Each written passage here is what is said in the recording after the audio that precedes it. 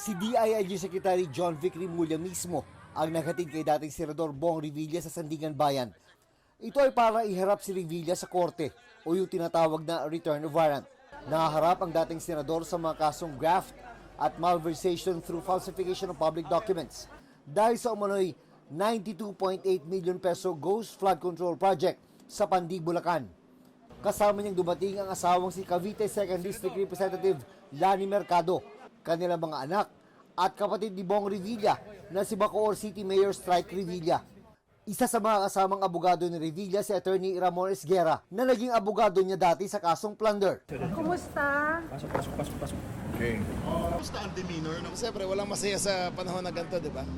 Pero ang huling sabi niya, bago bumaba ng kotse, ako nang gadididit, sabi niya, lalaban ako.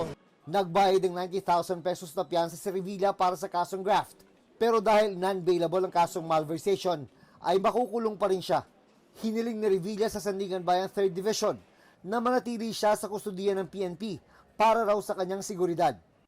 Diringgin ang mosyong ito sa Biyernes, kasabay ng pagbasa ng sakdal sa kanya at sa mga kapwa-akusado. Iniutos muna ng korte na ikulong si Revilla sa New Quezon City Jail Male Dormitory sa Payatas. Kaya mula Sandigan Bayan, ibinyahe agad si Revilla sa kanyang kulungan.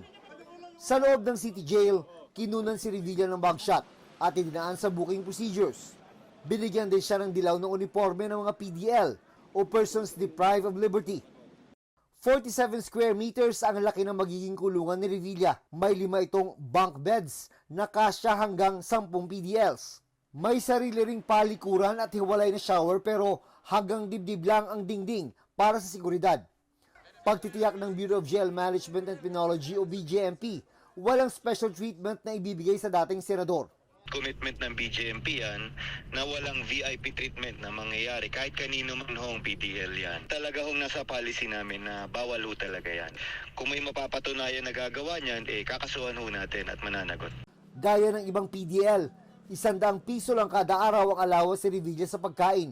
Ang hapunan na inihanda sa kanila ngayon, ginisang pechay.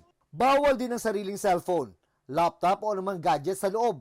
Kung may online hearing, may papahiram daw na gadget ang BJMP. Susundin din daw ni Revilla ang oras ng dalaw tuwing Martes hanggang Linggo.